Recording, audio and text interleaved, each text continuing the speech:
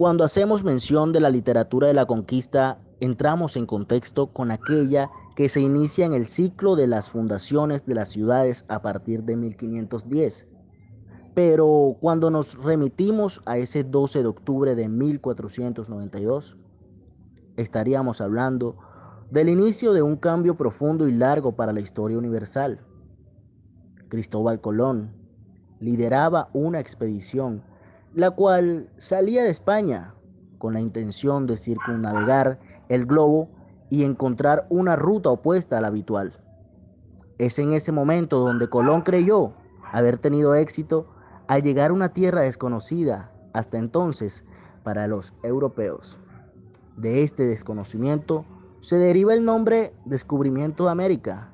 Sin embargo, tiempo después de dicho descubrimiento, se aclaró que lo que vino después fue una invasión militar. Y bueno, a continuación, mi compañera Giselle Noguera. La literatura de la conquista, acervo literario producido por su mayor parte por los españoles y europeos que llegaron a América en la primera etapa de la conquista. El primero, sin duda, fue Cristóbal Colón, que escribió un diario desde su salida del puerto de Palos de la Frontera hasta su llegada posteriormente llamado Nuevo Mundo. Algunos de los famosos cronistas fueron Albert Núñez, Cabeza de Vaca, que da cuenta de su llegada a las cataratas del Iguazú. Se considera que fue el primer europeo en llegar ahí.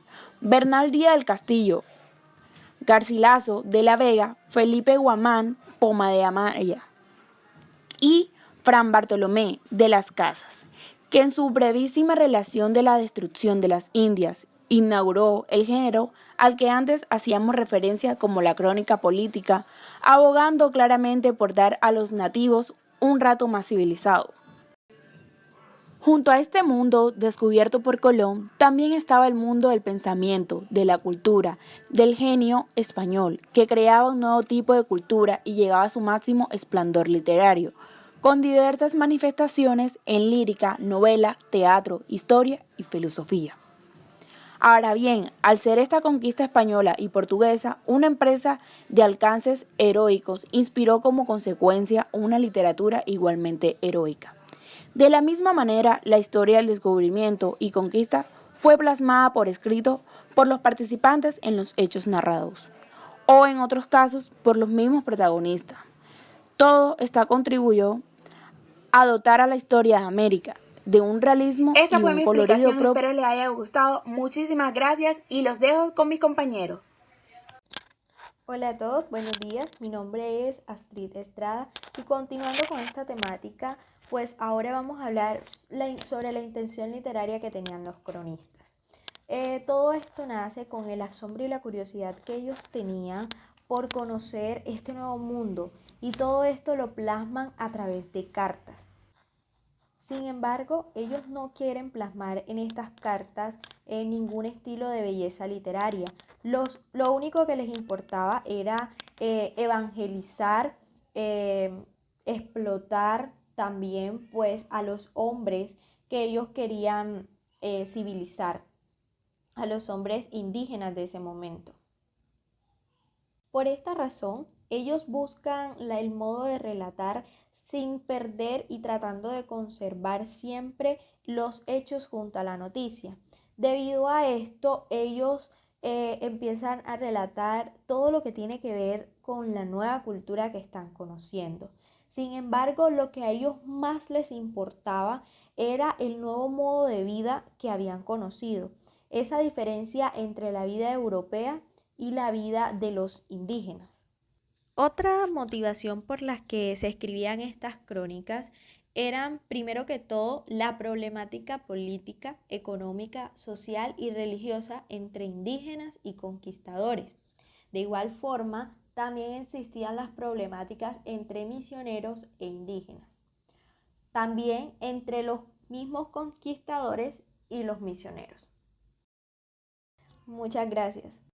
Seguimos entonces explicando todo este tema de la conquista en la colonia, en todo lo que tiene que ver la literatura. Y entonces nos encontramos en estos momentos con la ayuda y el accionar de los padres dominicos durante ese proceso, esos padres que venían también de España para evangelizar y también para defender a los indígenas. Ellos juegan un papel fundamental, además que empiezan a ayudarlos a ellos a comprender a poco la literatura y la lengua. Luego de ese desarrollo literato de los padres dominicos en la época de la conquista, que ayudaban a los indígenas, también en la península ibérica empieza ya en el contexto y a desarrollarse a mitad del siglo XVI estos tipos de personajes como son cronistas y humanistas que ayudaban también a desarrollar la literatura. En el texto podemos observar muchos nombres famosos que los cuales hemos conocido a través de la historia.